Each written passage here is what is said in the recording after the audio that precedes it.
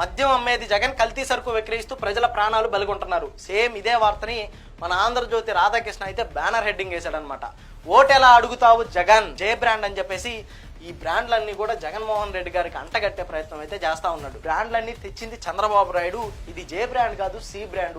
C for Chandrababu, L brand, L for Lokesh అని ఆంధ్రప్రదేశ్ ప్రజలకు బాగా తెలుసు. కావాలంటే చూడండి, ఈ మద్యం బ్రాండ్లకు అన్నిటికీ పర్మిషన్ ఇచ్చింది, వాటి ప్రూఫ్లు కూడా ఇవిగో. Andhra Pradesh state beverages corporation limited 7/6/2017 వీటన్నిటికి పర్మిషన్ ఇచ్చింది చంద్రబాబు నాయుడు ముఖ్యమంత్రిగా ఉన్నప్పుడు. 9 నవంబర్ 2018 ఇదిగో ఈ బ్రాండ్లన్నిటికీ పర్మిషన్ ఇచ్చాడు. ఇంకా ఈ ప్రెసిడెంట్ మెడల్లు, గవర్నర్ రిజర్వులు, బూమ్ బూమ్ బీర్లు, వీటన్నిటికీ పర్మిషన్ ఎప్పుడు ఇచ్చాడు? 2014 నుంచి 2019 దాకా చంద్రబాబు నాయుడు పెట్టిన సంతకాలు ఆ ప్రభుత్వంలో విక్రయించిన మద్యాలు, వాటి పర్మిషన్లు అనమాట. కానీ వీటిని జగన్మోహన్ రెడ్డి గారికి అంటగట్టేదానికి విచిత్రమైన కార్టూన్లు వేసి, ఇలాంటి తప్పుడు కథనాలు వేసి తప్పుడు వార్తలు చెప్తా ఉన్నారు. అసలు ఆంధ్రప్రదేశ్ లో 20 డిస్టిలరీస్ ఉంటాయి. వాటిల్లో 14 డిస్టిలరీస్ కి చంద్రబాబు నాయుడు గారు పర్మిషన్ ఇచ్చాడు. అంత ఘోరమైన పాలన చేశాడు మన బాబు చంద్రబాబు. అసలు ఆ టీడీపీ ప్రభుత్వంలో క్లబ్బుల్లో ప్యాకాట్లు, మద్యం ఏర్లై పారుతుండేది. ఎంతో మంది జీవితాలు నాడు చంద్రబాబు నాయుడు గారి ప్రభుత్వంలో నాశనమయ్యాయి. అంత ఘోరమైన రోత ప్రభుత్వాన్ని నడిపాడు మన బాబు చంద్రబాబు. ఇవన్నీ కూడా జగన్మోహన్ రెడ్డి గారు తెచ్చారని చెప్పేసి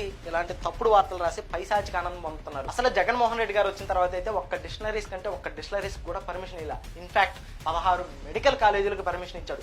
పవర్ ప్రాజెక్టులు, పోర్ట్లు, ఎయిర్పోర్ట్లు, Uddanam water project, medical research సెంటర్లు, స్కూళ్లు బాగు చేయటం, ఇలాంటి మంచి పనులు జగన్మోహన్ రెడ్డి గారు చేస్తే నాడు చంద్రబాబు నాయుడు ఇలాంటి బ్రాండ్లన్నీ తీసుకొని వచ్చి తాగండి, తాగి ఓగండి, రోడ్ల మీద పడి సావండి అని చెప్పేసి ఇష్టం వచ్చినట్టు ఎబ్బడి మొబ్బడిగా పర్మిషన్ ఇచ్చాడు. ఇంకా అసలు ఆపద్ధర్మ ముఖ్యమంత్రిగా ఉన్నప్పుడు ఆ బూమ్ బూమ్ బీరుకు కూడా పర్మిషన్ ఇచ్చాడు. అంత ఘోరంగా ఉండింది మన చంద్రబాబు నాయుడు గారి పాలన.